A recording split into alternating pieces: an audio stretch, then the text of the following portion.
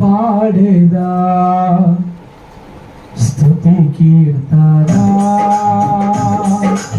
వేల్పులలో బహుగనుడవని నే పాడేదా స్తుతి కీర్తన వేల్పులలో బహుగనుడవని నా హృదయ సారథి నా యేసయ్యా నా హృదయ సారథి నా యేసయ్యా నేనున్నంత కాలము కొనియాడేదా నేనున్నంత కాలము కొనియాడేదా నీవేనా సౌభాగ్యం నువ్వు నాతో లేకుంటే మనగలనా ఒక్క క్షణం నీవేనా సైన్యం నీవేనా నువ్వు నాతో లేకుంటే మనగలనా నే పాడేదా స్తుతి కీర్తన వేల్పులలో గాయాలతో నిండిన నా అడిగితివి గాయాలతో నిండిన నా గత జీవితమును నీ రక్తముతో కడిగితివి చెదరిన బాగు నీవెంతైనా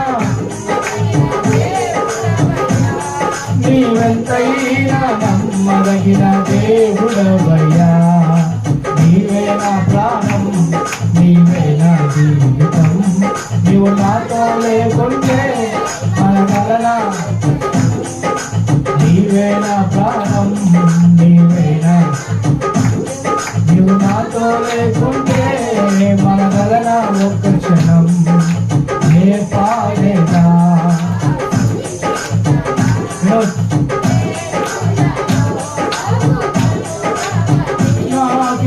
ఆశలు లేవనుకోనగా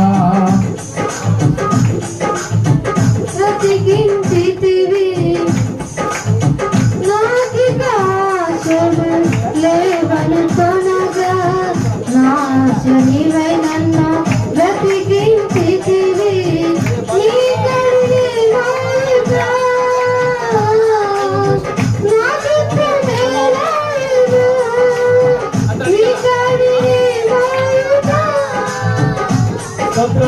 నాకెంతో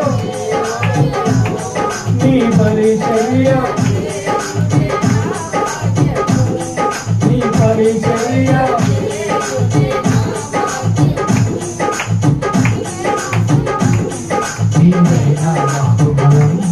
నీవు నాతో లేకుంటే మనగలనా ఒక్క క్షణం నే పాడేదా స్తుతి కీర్తన వేల్పులలో దేవుని పరిశుద్ధమైన నామానికి సమస్త మహిమ ఘనత ప్రభావం కలుగును గాక. నాకు తెలిసి ఈ టైంలో ఎవరు బర్త్డే చేసుకోరమ్మా. వినోదే విచిత్రమైన మనిషి, వెరైటీ మనిషి అని చెప్పుకోవాలి వినోదిని మనము. కానీ మేమంతా విచిత్రమే కాబట్టి పాటలు పాడమంటే మా బండి తెల్లారులు పోతూనే ఉంటుంది. ఇది కాకపోతే పాపం మొహాలు చూస్తే ఉదయం అంతా పనులకు వెళ్ళి అలసిపోయి మేము హల్లేలూయా అంటే నువ్వు వెళ్ళవయ్యా అన్నట్టుగా మొహాలు పెట్టి నాకే బాధ అనిపిస్తూ ఉంది. కళ్ళు మూసుకోండి, కొద్ది నిమిషాలు మనం వాక్యం విందాం. దానికోసం ముందు ప్రార్థన చేసి కొన్ని నిమిషాలు దేవుని మాటలు విన్న తర్వాత మనం ముగించుకుందాం. ప్రతి ఒక్కరి కళ్ళు మూసుకుందాం, ప్రార్థన చేద్దాం. ఆశ్రమ ప్రార్థన చేస్తాం. స్తోత్రం స్తోత్రం స్తోత్రం స్తోత్రం. కృపాసత సంపన్నుడైన యేసయ్యా నీ బంగారు పాదముల కొందనాలు, కృతజ్ఞతాస్తుతులు చెల్లించుకున్న తండ్రి. గడిచిన వారం మొదలుకొని వారం వరకు కాచి కాపాడి నీ కృపలో దాచి భద్రపరిచి ఆరోగ్యాన్నిచ్చి ఆయుష్నిచ్చి ప్రభా ఈ దినం నీ సన్నిధిలో సజీవ లెక్కలను ఉంచినందుకై నీ కొందనాలు స్తోత్రాలు. మీరు మాట్లాడమని ప్రార్థిస్తున్నాం తండ్రి. మరి ముఖ్యంగా తండ్రినైనా మీ దాసుడు వాక్యం చెప్చునగా వినే మనసు, గ్రహించే మనసు, సమర్థించే మనసు మాకు అందరికీ దయచేయమని ప్రార్థిస్తున్నాం తండ్రి. అయ్యా మీ దాసుడు వాక్యం చెప్తుండగా నీ వాక్యానుసారంగానైనా మేము వినే మనసుతోనైనా మమ్మల్ని నడిపించమని మీ నామానికే స్తుతులు స్తోత్రాలు చెల్లించుకుంటూ పరాక్రమశాలైన యేసయ్య పరిశుద్ధ నామంలో అడిగి వేడుకుంటున్నాం తండ్రి. ఆమేన్. మంచిది. కొద్ది నిమిషాలు దేవుని యొక్క మాట మనం విని తర్వాత ఈ కార్యక్రమం మనం ముగించుకుందాం. దేవుడు మనందరికీ తోడైండును గాక. ఆమెను చెప్తాం. దేవుని కృప మనందరి కుటుంబాలకు తోడైండును గాక. దేవుడు మిమ్మల్ని ఆశీర్వదించును గాక. దేవుడు మీకు నెమ్మది దయచేయును గాక. దేవుడు మిమ్మల్ని ఆశీర్వదించును గాక. సమాధానము కలుగజేయును గాక. హల్లెలూయా. దేవుని యొక్క శ్రేష్టమైన నామాన్ని బట్టి కూడి వచ్చిన మీ అందరికీ నా ప్రేమ వందనాలు తెలియజేస్తున్నాను. దేవుని బిడ్డారా, మరి కొద్ది నిమిషాలు దేవుని మాట విందాం. మరి దేవుడు వినోదులు మహేశ్వరిని ప్రేమించి ఇచ్చిన కుమారుడు నామకరణం చేద్దాం. ఇప్పుడు మనం పేరు పెడదాం, ఒక మంచి పేరు. తర్వాత వాక్యం విని ఆ బిడ్డ నిమిత్తమై మనం అందరం కలిసి ప్రార్థన చేద్దాం. ఆశ్చర్యకరంగా ఏర్పాటు చేయబడింది. వాస్తవానికి బిడ్డరా, మరి దేవుడే కొన్నిసార్లు కొంతమందిని అలా సమకూరుస్తుంటాడు, కొన్నిసార్లు అలా జతకడుతుంటాడు. వాస్తవానికి మేమిద్దరమే వద్దామని అనుకున్నాం. ఉదయం వరకు అదే మైండ్తో ఉన్నాం. కానీ సాయంకాలం అయ్యేసరికి పరిస్థితులు అంతా మారిపోయి ఒక సమూహంగా కూర్చొని దేవుని మాట వినడం కోసం దేవుడి కార్యాలు ఏర్పాటు చేసేవాడు. ఎంతైనా దేవునితో లేకపోతే దేవుని మాటలు మనం వినడం మనకు ఆశీర్వాదకరము. Praise the lord. హల్లెలూయా. దేవుని బిడ్డలారా, కాబట్టి ఇలా జతపరచబడ్డాం. కొద్ది మాత్రం మనం విందాం. సామెతల గ్రంథము 22వ అధ్యాయం దయచేసి 6వ వచనం చదువుకుందాం. సామెతలు 22:6. బాలుడు నడవవలసిన త్రోవను వానికి నేర్పుము. వాడు పెద్దవాడైన తర్వాత దాని నుండి తొలగిపోడు. ఇంకొకసారి, బాలుడు నడవవలసిన త్రోవను వానికి నేర్పుము. వాడు పెద్దవాడైనప్పుడు దాని నుండి తొలగిపోడు. చదవబడిన ఈ లేఖన మాటలు అర్థమయ్యే రీతిలో దేవుడు మనకు బోధించును గాక. వినోదును మహేశ్వరిని దేవుడు ప్రేమించిన ఆ కుమారుడికి కరెక్ట్గా సంవత్సరం పూర్తవస్తు మొదటి బర్త్డే ఇలా జరుపుకోవడం ఎంతైనా మనకి ఆశీర్వాదకరం. మామూలుగా పగులు పూట జరుపుకుంటూ ఉంటాం మనం. ఈరోజు అర్ధరాత్రి జరుపుకోవాల్సిన అవసరం జరుపులేదు. మనకి ఏదైనా మనకు మేలు, మనకి ఏదైనా ఆశీర్వాదం. కాబట్టి ఈ పుట్టినరోజు సందర్భంగా కొద్ది మాటలు మన దేవుడి మాట విని నెక్స్ట్ వెళ్దాం కార్యక్రమంలో. బాలుడు నడవవలసిన త్రోవను వారికి నేర్పుము. వాడు పెద్దవాడైన తర్వాత దానిలో నుండి తొలగిపోడు. బైబిల్లో మహా గొప్ప జ్ఞాని ఉన్నాడు బైబిల్లో. అతనే దావీదు కుమారుడైన అబ్షాలోము రాజు. అంతేనా? దావీదు కుమారుడైన ఎవరా? అబ్షాలోము రాజా, సొలొమోను రాజు. దావీదు కుమారుడైన సొలొమోను జ్ఞాని, మహా గొప్ప జ్ఞాని.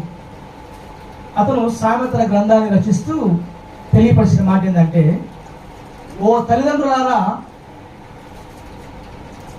కుమారులను కుమార్తెలను పసి బాలులను కలిగిన తల్లిదండ్రులారా, బాలుడు నడవలసిన త్రోవలో వాడికి చిన్నతనంలోనే వానికి నువ్వు నేర్పించు.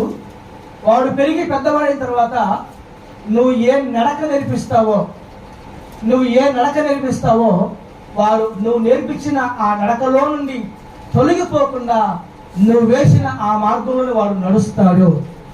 కాబట్టి చిన్న వయసులో ఉన్నప్పుడే చిన్నతనంలో ఉన్నప్పుడే, బాలులుగా పసిపిల్లలుగా ఉన్నప్పుడే నువ్వేం చేయాలంటే నీ పిల్లలకి ఒక మంచి నడక నువ్వు నేర్పించాలి.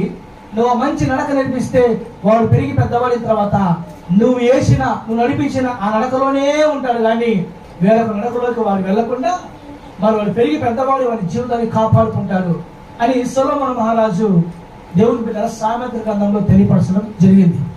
గమనించండి, దేవుడు మనకు ప్రేమించి పిల్లల్ని ఇచ్చాడు. దేవుడు మనకు ప్రేమించి కుమారులను కుమార్తెలను దేవుడు మనకి ఇచ్చాడు. ఆ దేవుని బిడ్డలా దేవుడు మనకు పిల్లల్ని ఇచ్చాడు అని అంటే ఒక ఉద్దేశం ఉంటుంది, ఒక సంకల్పం ఉంటుంది, ఒక ప్రణాళిక ఉంటుంది. కొంతమందికి పెళ్ళైనా మరి 5-6 సంవత్సరాలైనా, లేకపోతే 10 సంవత్సరాలైనా, లేకపోతే ఇంకా 15 సంవత్సరాలైనా కొంతమందికి పిల్లలు కలగరు. మరి వారు తిరగని హాస్పిటల్స్ ఉండవు, వారిని నాటు వైద్యాలు ఉండవు, ఎక్కడెక్కడో ప్రయాసపడుతూ ఉంటారు, కానీ ఫలితం శూన్యం. ఎక్కడికి వెళ్ళినా నిరర్థకం అవుతున్న ప్రయత్నాలు. కానీ కొంతమందిని మనం తీసుకుంటే వెంటనే దేవుడు వారికి పిల్లలు అనుగ్రహించడం, దేవుని పిల్లగా పిల్లలు ఇవ్వడం జరుగుతుంది. బైబిల్ రాయబడింది, గర్భఫలము దేవుడిచ్చు బహుమానము. Praise the Lord. గర్భఫలం ఎవరిచ్చు బహుమానం? దేవుడిచ్చు బహుమానం. కుమారులు ఆయన అనుగ్రహించు స్వాస్థ్యము. యవ్వన కాలమందు పుట్టిన కుమారులు బలవంతుడైన దేవుని చేతిలో బాణముల వలె ఉంటారు అని ఈ మాట కూడా సొలొమోను మహారాజే 127వ కీర్తన రాస్తూ మాట్లాడుతూ ఉన్నాడు. కాబట్టి దేవుడు మనకు పిల్లలు ఇచ్చాడంటే అది ఒక దేవుని బహుమానం అని, దేవుడు మనకి కుమారుడు ఇచ్చాడంటే అది దేవుని యొక్క స్వాస్థ్యమని దేవుని బిడ్డరా మనం గమనించి దేవుడు మనకిచ్చిన ఆ కుమారులని, దేవుడు మనకిచ్చిన ఆ కుమార్తెలని మనం దేవుని మార్గంలోనే పెంచడానికి ప్రయత్నం చేయాలి. కాబట్టి దేవుడే నాకు పిల్లల్ని ఇచ్చాడు, దేవుడే నాకు కుమార్తెని ఇచ్చాడు, దేవుడే నాకు కుమారుని ఇచ్చాడు. కాబట్టి దేవుడిచ్చిన ఈ పిల్లల్ని, దేవుడిచ్చిన ఈ కుమారులని నేనేం చేయాలంటే దేవుడు ఏ మార్గంలో నడవమని చెప్పాడో, దేవుడు ఏ మార్గంలో జీవించమని చెప్పాడో, దేవుడు ఏ మార్గంలో పయనించాలని చెప్పాడో అదే మార్గంలో, అదే నడకలో, దేవుడు చెప్పిన మార్గంలో మరి నేను నా పిల్లల్ని, నా కుమారులని, నా కుమార్తెల్ని నేను నడిపించాలి. ఎందుకంటే ఈ పిల్లలు నాకు దేవుడు ఇచ్చాడు అని అవగాహన ప్రతి తల్లికి, ప్రతి తండ్రికి రావాలి. Praise the Lord. కానీ చాలా మంది కుటుంబాలు మనం తీసుకుంటే, చాలా మంది తల్లిదండ్రులు మనం తీసుకుంటే దేవుని బిడ్డరా ఏదో అలా అలా పడేస్తూ ఉంటారు. దారుణం ఏంటంటే ఈ మధ్యకాలంలో ఒక హాస్పిటల్కి వెళ్ళాను నేను. ఒక హాస్పిటల్కి వెళ్తే వాళ్ళు ప్రార్థన చేద్దామని ఆ హాస్పిటల్ పక్కన బయట ఒక చెత్తకుండి ఉంటే దేవుని బిడ్డరా ఆ చెత్తకుండిలో ఒక కుమార్తె పుట్టిందని చెప్పేసి హాస్పిటల్ అన్నారు. బయట తీసుకొచ్చి హాస్పిటల్ బయట చెత్తకుండి ఉంటే ఆ చెత్తకుండ బడిసి వెళ్ళిపోయారు. ఎవరిని? కుమార్తెను. అసలు ఆ పాప ఎవరు, ఎందుకు చెత్తకుండ పడేశారు, టోటల్గా మొత్తం ఎంక్వైరీ చేస్తే వాళ్ళంట కొడుకు కావాలి, నాకు కుమారుడు కావాలా, మళ్ళీ కుమార్తె ఉంటుందని చెప్పేసి వాడు అలిగి ఫీల్ అయిపోయి వాళ్ళ కుమార్తెను చెత్తకుండ పడేసి వెళ్ళిపోయాడని చెప్పేసి దేవుని పిల్లరా తర్వాత విషయం తెలియని అర్థమైంది. గమనించండి, అంటే ఏదో కాలంటే కన్నారు, ఏదో కుమార్తె చెప్పగానే అలా వదిలేసి వెళ్ళిపోయాడు. కానీ దేవుడు మనకు కుమార్తెని ఇచ్చిన, దేవుడు మనకి కుమారుని ఇచ్చిన అది దేవుని చిత్తంలో ఒక భాగమని మనం ఎంచగలగాలి. హల్లెలూయా.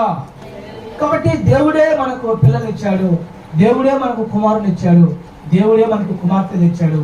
దేవుని చిత్తం లేకుండా మన జీవితంలో ఏది కూడా జరగదు. జరిగినవన్నీ దేవుని చిత్తానుసారమే. హల్లెలూయా.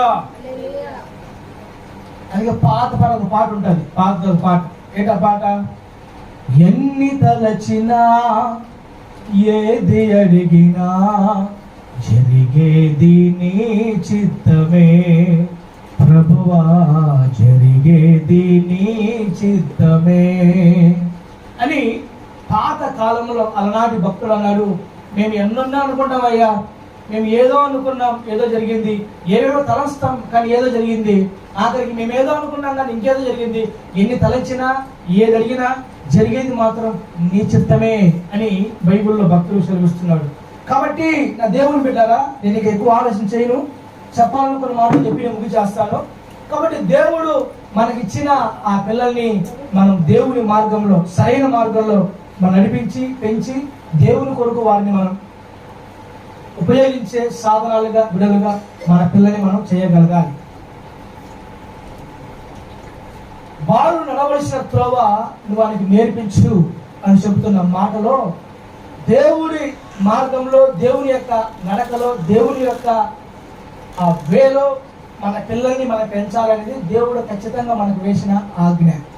ఈ లోకంలో అనేక రకాల మార్గాలు ఉన్నాయి, ఈ లోకంలో అనేక రకాల దారులు ఉన్నాయి, ఈ లోకంలో అనేక రకాల నడకలు ఉన్నాయి. కానీ వాక్యం చెబుతుంది మన పిల్లల్ని దేవుని మార్గంలో, దేవుని నడకలో పెంచడానికి మనం ప్రయత్నించగలగాలి. చూడండి, బైబిల్లో ఒక స్త్రీ ఉంది, ఆమె పేరు హన్నా. ఏం పేరు చెప్పాలా? ఏం పేరు? హన్నా. ఈ హన్నాకి దేవుడు కుమారుని ఇస్తాడు. కుమారుని ఇచ్చిన వెంటనే ఈ హన్న ఏం చేస్తుందంటే తన కుమారుని నేరుగా తీసుకెళ్లి షిలోహు అనే దేవుని మందిరంలో తన కుమారుని నుంచి అక్కడే తన కుమారుని పెంచి పోషించి పెద్దవాడిగా తన కుమారుని చేస్తుంది. దేవుడిచ్చాడు కుమారుణ్ణి. దేవుడిచ్చిన ఆ కుమారుని ఏం చేసింది? వాక్యం చెప్పింది కదా, బాలుడు నడవాల్సిన త్రోవ, వెళ్ళాల్సిన త్రోవ, జీవించాల్సిన త్రోవ ఒకటి ఉంది. కాబట్టి ఆ త్రోవలో, ఆ మార్గంలో, ఆ త్రోవలోని నువ్వు నడిపిస్తే వాడు పెరిగి పెద్దవాడైన తర్వాత దాని నుండి తొలగిపోడు అని వాక్యం చెప్పినట్టుగా ఈ హన్నాకి దేవుడు కుమారుని ఇస్తే ఈ హన్న ఏం చేసిందంటే దేవుడు ఏ త్రోవ నడవని చెప్పాడో, ఏ మార్గంలో, ఏ వేలో తన కుమారుని ఉండాలని చెప్పాడో అదే మార్గంలో తన కుమారుని తీసుకెళ్లి అక్కడే పెంచి పోషించి పెద్దవాడిని చేస్తుంది. అక్కడే పెరిగి పెద్దవాడి ఒక గొప్ప దైవజనుడిగా, ఒక గొప్ప భక్తిపరుడుగా దేవుని బిడ్డగా హన్నా కుమారుడు సమూయేలు మార్చబడడం జరుగుతుంది. అంటే మన పిల్లల్ని వీలైనంత మటుకు, వీలైనంత శాతం మనం ఎక్కడ పెంచాలి, ఎక్కడ పోషించాలి, ఎక్కడ మన పిల్లల్ని భద్రపరచాలంటే దేవుని మందిరంలో మన పిల్లల్ని పెంచాలి, దేవుని మందిరంలో మన పిల్లల్ని పోషించాలి, దేవుని మందిరంలో మన పిల్లలు నడిచేవారిగా వెళ్ళుండాలి, దేవుని మందిరానికి వెళ్ళేవారిగా, దేవుని మందిరానికి నడిచేవారిగా, దేవుని మార్గంలో ఉండేవారుగా, దేవుని మార్గంలో ప్రయాణించేవారుగా, దేవుని మార్గంలో సాగేవారిగా మన పిల్లల్ని మనము పెంచగలగాలి. ఎవరైతే తల్లిదండ్రులు వారి పిల్లల్ని దేవుని మందిరంలో పెంచడానికి, దేవుని మందిరం మార్గంలో నడిపించడానికి దేవుని బిడ్డలా మరి అడుగులు వేస్తారో, ప్రయత్నం చేస్తారో, పెంచడానికి అలా ప్రయత్నిస్తారో ఖచ్చితంగా ఆ పిల్లలు భూమి మీద బాగుపరచబడతారు. చాలా మంది తల్లిదండ్రులు వారి పిల్లల్ని మరి సినిమాలో తీసుకెళ్తా ఉంటారు, పిల్లల టూరిస్టులు తీసుకెళ్తా ఉంటారు, మరి అనేక రకాల పుణ్యక్షేత్రాలు ఉంటాయి, కొన్ని అలాంటి ప్లేస్లు తీసుకెళ్తా ఉంటారు, వారితో పాటే సినిమాలు తీసుకెళ్తా ఉంటారు, వారితో పాటే సీరియల్ తీసుకెళ్తా ఉంటారు. వారు ఎక్కడికి వెళ్తే అక్కడ వారి పిల్లల్ని తీసుకుని వారే పాటు చేస్తూ ఉంటారు. కానీ వాక్యం చెప్పింది మన పిల్లల్ని ఎక్కడ నడిపించాలి, ఎక్కడ తీసుకెళ్ళాలంటే దేవుని మందిరానికి మన పిల్లల్ని క్రమంలో తప్పక నడిపించే వారముగా ఉండాలి. ఒక కుటుంబము వారికి ఇచ్చిన పిల్లల్ని చిన్న వయసు నుంచి నా దేవుని పిల్లల దేవుని మందిరంలో అలా క్రమం తప్పకుండా వారిని పెంచి పోషించగలిగితే ఆ మార్గంలో, లోక మార్గంలో, లోక సంబంధమైన మార్గంలో, పనికిమాల మార్గాల్లో కాకుండా దేవుని మార్గంలో అలా పెంచగలిగితే ఆ పిల్లలు పెద్దవాళ్ళైన తర్వాత ఖచ్చితంగా అదే త్రోవలో, అదే మార్గంలో వాడు పుట్టినప్పుడు చర్చికి రాడు, కాస్త పెరిగి పెద్ద అయిన తర్వాత చర్చికి రాడు, కాస్త వయసు వచ్చిన తర్వాత చర్చికి రాడు, పెళ్ళైన తర్వాత చర్చికి రాడు, ఆఖరికి దేవుని పిల్లరా ఎప్పుడో వయసు ముదిరిపోయేటప్పుడు లేదా మిడిల్ ఏజ్ వచ్చేటప్పుడు అప్పుడు చర్చిలో ఉంటే ఎట్లా వస్తాడు వాడు కదా? చిన్నతనంలో చర్చికి రాకపోయా, ఎవరిలో చర్చికి రాలేదు, పెళ్ళైనాక చర్చికి రాలేదు, కానీ ఆఖరు చర్చికి రమ్మంటే ఎలా వస్తాడు? కొంతమంది చర్చికి రమ్మంటే రాడు మా వాడు, ఎంత పిలిచినా చర్చికి రాడు నాయన అంటే ముందు చిన్నప్పుడు తీసుకెళ్తే కదా వాడు వచ్చేది. ఎప్పుడో ఉత్తమ సంక్రాంతికి లేకపోతే ఎప్పుడో సంవత్సరాలకు ఒకసారి, 2 సంవత్సరాలకు ఒకసారి ఏదో బిడ్డలకు పిలిస్తే ఎలా వస్తారు పిల్లలు? బైబిల్ చెప్తుంది యెహోవా మందిరంలో మన పిల్లలు పచ్చని ఒలివ మొక్కల వలె నాటబడాలి, స్థిరపరచబడాలి. అలా స్థిరపరచబడ్డం మన మొదటి నుంచి ఆ రూట్. బైబిల్ చెప్తుంది కదా, బాలుడు నడవాల్సిన త్రోవ, వెళ్ళాల్సిన త్రోవ, పయనించాల్సిన త్రోవ, ఎక్కడికి వెళ్ళాలి బాలుడు, ఎక్కడికి నడవాలి బాలుడు అంటే దేవుని మందిరానికి వెళ్ళాలి, దేవుని మందిరానికి నడవాలి, దేవుని మందిరం వైపు తన త్రోవను తిప్పుకోవాలి. అప్పుడు వాడు పెరిగి పెద్ద అయిన తర్వాత అలాగే దేవుని మందిరం కొనసాగుతాడు. వాడు ప్రయోజకులు అవుతాడు. తల్లిదండ్రులకు సంతోషకరంగాను దీవెనకరమైన పాత్రగాను ఉంటాడు. బైబిల్లో సమూయేలు అదే జరిగింది. హన్నాకి దేవుడు కుమారుని ఇచ్చాడు. తన కుమారుని తీసుకెళ్లి షిలోహును దేవుని మందిరంలో పెంచింది. అక్కడే పెంచి పెద్ద చేసింది. వాడు పెరిగి పెద్దవారి గొప్ప దైవజనుడిగా మార్చబడ్డాడు. కాబట్టి ఎక్కడికెక్కడికో మన పిల్లల్ని తిప్పకుండా వీధుల్లో రోడ్లలో ఆ అంగళ్ళల్లో లేకపోతే సినిమాలకు లేకపోతే ఇంకాలకు ఎక్కడికెక్కడికో పనికి మాలిన శాపగ్రస్తమైన స్థలాలకి పిల్లల్ని నడిపించకుండా తీసుకెళ్తే దేవుని మందిరానికి పుట్టిన వదులుకొని చిన్న వయసు నుంచే పిల్లల్ని తీసుకెళ్ళండి. వాళ్ళు పెద్దలు కదా దీవించబడతారు. హల్లెలూయా, ప్రైజ్ ది లార్డ్. ఇంకో మాట తీసుకుంటే నా దేవుని బిడ్డలారా, బైబిల్లో ఒక వ్యక్తి ఉన్నాడు. అతని పేరు మోషే. ఏ పేరు? మోషే. ఈ మోషే ఎలాంటి అంటే ఒక మోషే ఇంచుమించు 20 లక్షల మందిని ఐగుప్తు నుంచి విడిపించగలిగాడు. ఒక మోషే ఇంచుమించు 20 లక్షల ఐగుప్తు చెరలో ఉన్న దేవుని పిల్లల్ని, దేవుని ప్రజల్ని విడిపించి విమోచించి అరణ్య యాత్ర ద్వారా తీసుకొని వచ్చి కానానుకు చేర్పించడం జరిగింది. ఒక్క మోషే దేవుని చేతుల బలమైన పాత్రగా వాడబడ్డాడు. ఒక్క మోషే దేవుని కోసం బలంగా జీవించాడు. ఒక్క మోషే 20 లక్షల ప్రజల్ని విడిపించగలిగాడు బిడ్డ. ఈ మోషే జీవితాన్ని మనం అలా ధ్యానం చేసుకుంటూ పోతే, మోషే చిన్నతనం నుంచి పుట్టిన నాటి నుంచి మోషే తల్లి ఒకటే మాట. ఏంటన్నమాట? నాయనా మోషే, ఇదిగో మన పితరులు మన పూర్వీకులు 400 సంవత్సరాల నుండి ఇదిగో ఐగుప్తు చెరలో ఉన్నారా. మన పితరులు మన అబ్రహాం, మన మూల పురుషుడు అబ్రహాం సంతానమైన మన జనులందరూ 400 ఏళ్ల నుంచి ఇదిగో ఐగుప్తు చెరలో ఉన్నారు. ఫరో చేతి కింద, ఫరో కాడి కింద మరి నలిగిపోతున్నారు, అలసిపోతున్నారు, చెల్లాచెదిరిపోతున్నారు, పాడైపోతున్నారు, హింసింపబడుతున్నారు, చాలా కష్టపడుతున్నారు. కాబట్టి ఎలాగైనా సరే ఇదిగో మన పితరులని మనం బయట నడిపించాలి. మన పితరులని ఏ విధంగా సరే ఐగుప్తులోంచి మనం బయటకు తీసుకుని రావాలి. కాబట్టి అది నీ వల్లే సాధ్యం నాయనా. ఇదిగో నా ప్రజలు చూడు ఒకసారి ఎలా కష్టపడుతున్నారో అని చిన్నప్పటి నుండి మోషే తెలియజేసిందంటే, మోషేకి ఐగుప్తు దేశంలో తన ప్రజల కష్టాలు, బాధలు, దేవుడు వారిని కానాను తీసుకెళ్తాడని అబ్రహాంతో ఏ విధంగా వాగ్దానం చేసిన ఆ దేవుడు ఖచ్చితంగా అక్కడ నడిపించాలని వీరన్నిటి మిత్తమై ఇదిగో అబ్రహాంకు దేవుడు వాగ్దానం చేశాడు. మన మూల పితరుడికి వాగ్దానం చేశాడు. ఒక దినాన దేవుడు కానాను ఇస్తానని చెప్పాడు. కాబట్టి 400 ఏళ్ళ ప్రజలు ఇక్కడే అల్లాడిపోతున్నారు. ఎలాగైనా సరే ఆ ప్రజలు మనం విడిపించాలి, విమోచించాలి అని మోషే తల్లి మోషేకి చెబుతా అలా పెంచి పెద్దలు చేసింది. ఇప్పుడు ఏమైంది? మోషే పెరిగి పెద్దవాడైన తర్వాత ఒకటే భారం, ఒకటే బాధ్యత. ఏంటంటే ఎలాగైనా సరే నా దేవుని ప్రజలని ఈ ఐగుప్తులో నుంచి నేను కానానుకు నడిపించాలి.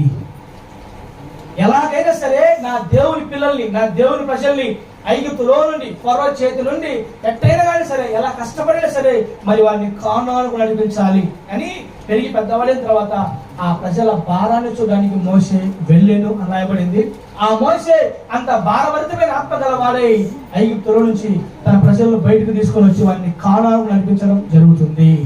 ఒక్క మోషే 20 లక్షల మందిని ఏ విధంగా తీసుకురాగలిగాడంటే చిన్నప్పటి నుంచి ఒకటే మాట, ఇదిగో మన ప్రజలు ఐగుప్తులో ఉన్నారు, మన ప్రజలు విడిపించాలి అని మోషే తల్లి మోషేకి చెప్పి ఆ భారం గుండెల్లో నూరి పోసింది బిడ్డ. మనం చెప్తాం మన పిల్లలకి, మనమేం చెప్తాం అక్కడ వింటా ఉంటారు. నా కొడుకు పెద్ద కానీ నీ సంగతి చెప్తానని అంటా ఉంటారు కొంతమంది తల్లిదండ్రులు. నా కొడుకు పెద్ద కానీ నీ సంగతి చెప్తా, మా ఓడి కాస్త పెద్దగా అని నీ సంగతి తెలుస్తా అని ఎవరో ఒకరి గురించి పిల్లలకి చేదును, విషాన్ని కక్కుతుంటారు తల్లిదండ్రులే కొంతమంది. పిల్లలు పెద్దగైనప్పుడు వారికి ఏం పెంచాలా? దేవుని మాటలు పెంచి పోషించాలి, దేవుని బోధలో పెంచాలి, దేవుని శిక్షలో పెంచాలి, దేవుని మాటల్లో పెంచాలి, దేవుని మార్గంలో పెంచాలి. ఇలా పెంచకుండా పిల్లల్ని కక్ష, చేదు, అసూయ, ఈర్ష్య, పగ, ద్వేషం, కోపం ఇలాంటివి నూరిపోస్తూ తల్లిదండ్రుల పిల్లలకి వారు పెరిగి పెద్ద అయిన తర్వాత అట్లాగే తాగుబోతులుగా, తిరుగుబోతులుగా, కక్ష పెట్టుకొని కోపము, ఆవేశము, ఇతరుల మీద అసూయ, ఇతరుల మీద పగ, అలాగే నా దేవుని బిడ్డలారా పిల్లల్ని తల్లిదండ్రుల పెంచి పోషిస్తూ ఆఖరికి వారి పిల్లల్ని వారే ఒక చెడు మార్గంలోకి నడిపిస్తూ ఉంటారు. నేనేమంటానంటే కక్షలు, కోపాలు, ఆవేశాలు, పగలు, ప్రతీకారాలు మన పిల్లలకు నేర్పించకూడదు. మనం ఏం నేర్పించాలి? మన పిల్లలకి దేవుని బోధ, దేవుని మాటలు, దేవుని ప్రేమ, దేవుని యొక్క మార్గాలు మన పిల్లలకు నేర్పిస్తే వాళ్ళు పెరిగి పెద్దయిన తర్వాత అదే మార్గంలో ఉంటాడు. చిత్రం ఏంటంటే దావీదు తెలుసు కదా, దావీదు తన కుమారుడికి సొలొమోను రాజుకి కక్ష, చేదు నూరిపోస్తున్నాడు. ఏమని? రే నాయనా దావీదు, పలానా సందర్భంలో పలానా సిమి అనేవాడు ఏం చేశాడంటే, వాడు నేను అరణ్య మార్గంలో వెళుతున్నప్పుడు నన్ను చంపడానికి వచ్చాడు, నన్ను కొట్టడానికి వచ్చాడు, నా తల మీద దుమ్మెత్తి పోసాడు, నన్ను అలా అన్నాడు, ఇలా అన్నాడు. కాబట్టి ఇదిగో సొలొమోనా, నేను చనిపోతున్నాను రా, నా వయసు అయిపోయింది. కానీ నువ్వు మాత్రం ఏం చేస్తావు? వాడు నన్ను అన్న మాటలు మర్చిపోకూడదు, వాడు నన్ను ఈ మాటలు అన్నాడు కాబట్టి, తిట్టాడు కాబట్టి నువ్వేం చేస్తావంటే వాడిని నెరిసిన వెంట్రుకలు రక్తంతో సమాధికి దిగాలరా, వాడిని నెరిసిన వెంట్రుకలు రక్తంతో సమాధికి దిగాలరా అని దావీదు సలహా ఇస్తే, దావీదు కుమారుడు సొలొమోను ఏం చేస్తాడంటే వెంటనే రాజు అయిన తర్వాత తన తండ్రి మీదకి ఎవడెవడైతే వచ్చాడో వాళ్ళందరినీ దావీదు చెప్పినట్టుగా కక్ష, పగ మనసులో పెట్టుకొని ఎంత మందిని చంపమని చెప్పాడో అంత మందిని సొలొమోను రాజు చంపి ఆ దేవుని బిడ్డగా దోషిగా మారిపోయాడు. ఆఖరికి దావీదు అంటున్నాడు, ఇదిగో పలానా సిమి అయిన వాడు పలాంటే ఇలా అన్నారా, వాడు చేసింది నేను మర్చిపోయినట్టు మర్చిపోకూడదు, వాడిని నెరిసిన వెంట్రుకలు రక్తం సమాధికి దిగాల పడక ఎట్టనగా చంపేశారు అన్నమాట. సేమ్ తల్లిదండ్రులు కూడా ఇలాంటివే పిల్లలకు, ముఖ్యంగా మన ఏరియా ప్రాంతాల్లో పిల్లల ఇలాంటివే పిల్లలకు నేర్పిస్తూ ఉంటారు. కాబట్టి ఆ పిల్లలు పెద్ద అట్లాగే తయారైపోతూ ఉంటారు. కాబట్టి నేను చెప్పే మాట ఏంటంటే, నా మాటలు ముగిస్తున్నా నేను, మన పిల్లలని దేవుని శిక్షలో, దేవుని బోధలో, దేవుని మార్గంలో, దేవుని మాటల్లో మన పిల్లల్ని మనము పెంచాలి. నెంబర్ 1, మన పిల్లలు వెళ్ళాల్సిన త్రోవ ఏంటయ్యానంటే దేవుని మందిరానికి వెళ్ళే త్రోవ. నెంబర్ 2, మన పిల్లలు వెళ్ళాల్సిన త్రోవ ఏంటయ్యానంటే దేవుని కోసం బ్రతకాల్సిన త్రోవ. అందుకే యవ్వన కాలం ముందు పుట్టిన కుమారులు బలవంతుని చేతిలో బాణం వలె ఉండాలి. అంటే దేవుని చేతిలో, సైన్యములకు అధిపతి అయిన దేవుని చేతిలో మన పిల్లలు బాణంలా ఉండాలా. కానీ సాతాను చేతిలో బాణంలా ఉంటున్నారు మన పిల్లలు కదా. సాతాను చేతిలో మన పిల్లలు బాణంలా ఉంటున్నారు. తిరుగుబోతులుగా, తాగుబోతులుగా, వ్యభిచారులుగా, పిల్లల ఇలాంటి మదవత్సర్యం గలవారిగా, కామక్రోధం గలవారిగా, ఇలాంటి వారికి మన పిల్లలు పెరిగి పెద్దవుతూ ఉంటారు. దానికి కారణం ఏంటంటే మనమే మనం చేసినవన్నీ మనకు ఆకలి పెడతాయి అన్నమాట. కాబట్టి హన్నా ఏ విధంగా దేవుని మందిరంలో తన కుమారుని పెంచిందో అలా పెంచడానికి మనం ప్రయత్నించాలి. మోషే తల్లి ఏ విధంగా మోషేకి దేవుని మాటలు పెంచి పెద్ద చేసిందో అలాగే మన పిల్లల్ని పెంచి పెద్ద చేస్తే వాళ్ళు కూడా ఆత్మల పట్ల భారం గల వారిగా దేవుని కోసం బతకాలా, దేవుని కోసం ఏదో ఒకటి చేయాలా, దేవుని కోసం బతకాలా, దేవుని కోసం ఏదో ఒకటి చేయాలా, దేవుని కోసం ఏదో మేము సాధించాలా, దేవుని కొరకు మేము ఎలాగైనా మేము బ్రతకాలా అని ఆ పిల్లలు పెద్దగిన తర్వాత ఒక పట్టుదల వస్తుంది, ఒక మంచి వైరాగ్యం వస్తుంది వాళ్ళకి. అట్లా కాకుండా మనము ఈ కోపంలో, పగలో, కక్షలో ఎలాగా లోక సంబంధం మన పిల్లలు పెంచామనుకోండి, వాళ్ళు అట్లాగే తయారైపోతారు. కాబట్టి నేను అంటాను, మన పిల్లలు దేవుని మార్గంలోనే పెంచగలగాలి. బైబిల్ ఒక మాట ఉంది, యెరూషలేము కుమార్తెలారా, చీయోను కుమార్తె, రేయి మొదటి జామున లేచి నీ పసిపిల్లల కొరకు ఆకాశం తట్టు చేతులెత్తుము. విలాప వాక్యాలు ఈ మాట ఉంటుంది. చీయోను కుమార్తెలారా, రేయి మొదటి జామున లేచి నీ పసిపిల్లల కొరకు నువ్వేం చేయాలా? ఆకాశం తట్టు చేతులెత్తి ప్రార్థన చెయ్యి.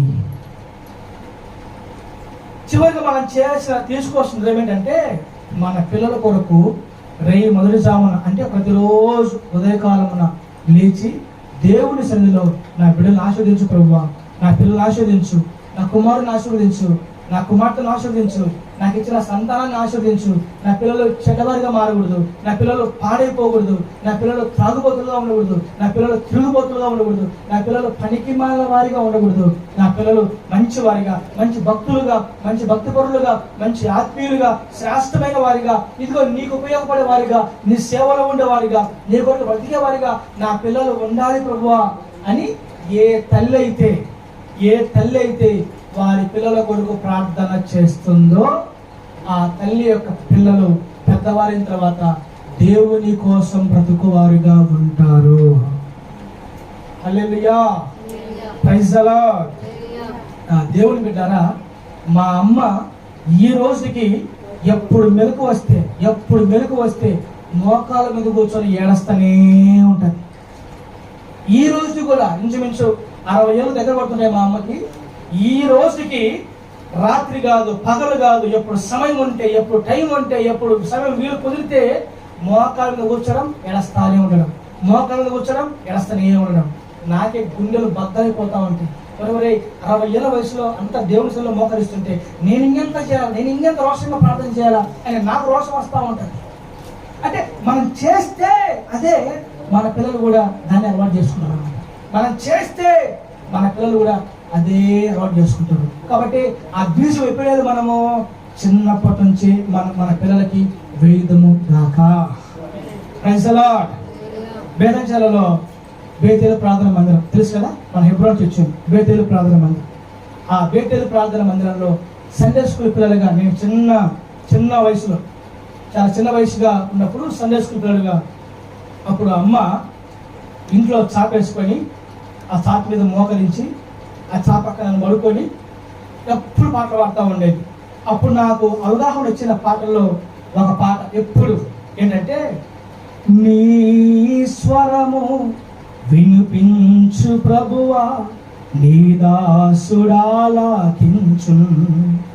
ఉదయమునే లేచి నీ స్వరము వినుట నాకు ఎంతో మధురము, నన్నుంచుము ప్రభువా నీ విశ్వాస్యతలో, నీ యందు నడుచునట్లుగా, నేర్చుకున్నాను నా శ్రమల ద్వారా నీ వాక్యమును ఎంతో, దినమంతటి కొరకు నన్ను సిద్ధపరచు, రక్షించు ఆపదల నుండి, రక్షించు ఆపదల నుండి, నీ స్వరము వినిపించు ప్రభువా, నీ దాసుడాలాకించు. నాకు ఒక 6, 7, 8 సంవత్సరాల వయసులో ఎప్పుడు షాప్ మీద కూర్చొని ఈ పాట పాడుతూ ఉండేది మా అమ్మ. మోకాల మీద కూర్చొని, అది నేటికి నాకు గుర్తు.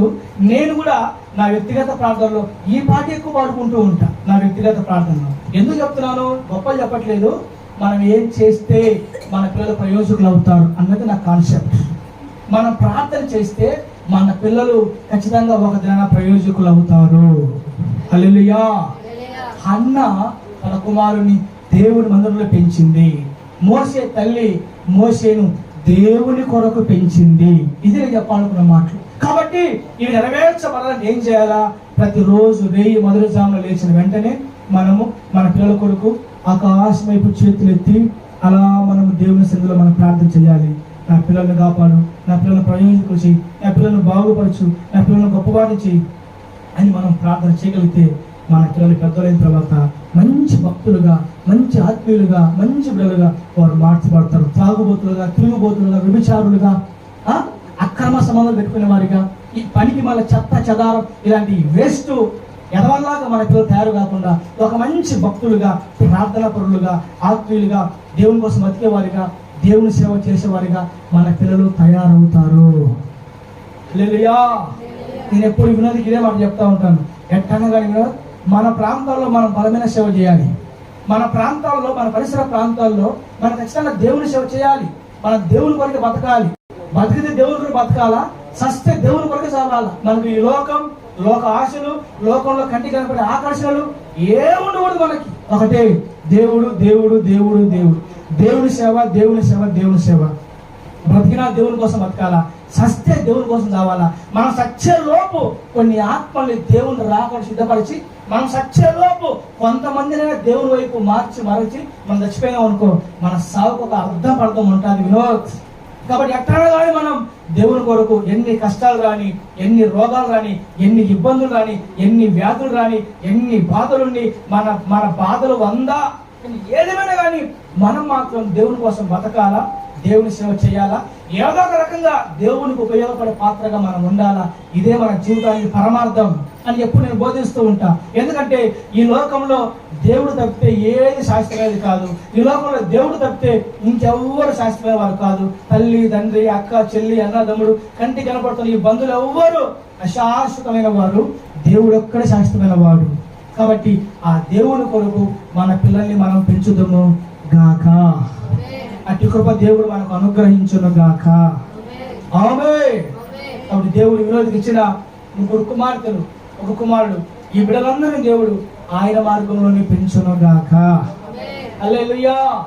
బాలుడు నడవాల్సిన త్రోవలో నడిపిస్తే వాడు పెద్దగైన తర్వాత పనికి రాకుండా లేక త్రోవకు పోకుండా అదే మార్గం నడిపించబడి దీవెనకరమైన పాత్రగా మార్చబడతాడు. అట్టి పిల్లలుగా ఇక్కడ మనందరి పిల్లల్ని మన దేవుడు ఆశీర్వదించును గాక. ఆమేన్. Praise the lord.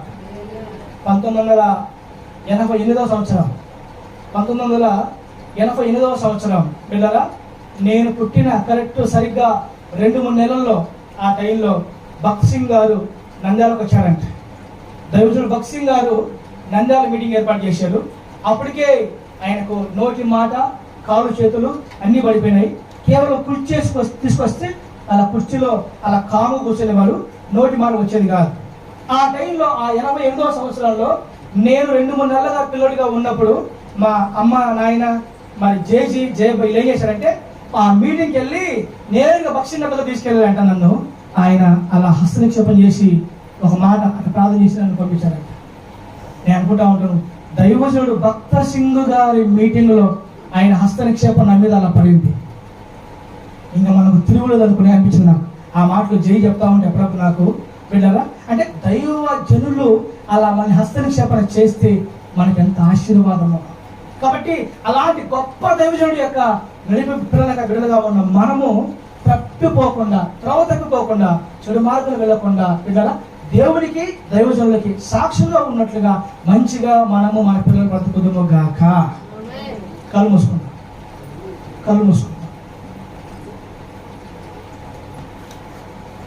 ప్రార్థన చేద్దాం. మోకరిద్దాం.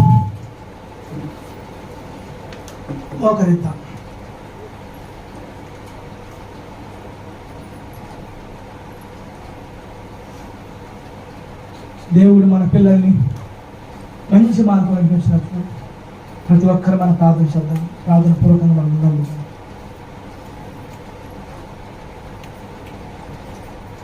జయమాత ప్రార్థన చేస్తాం. రోజు కోసం, కుటుంబం కోసం, పిల్లల కోసం.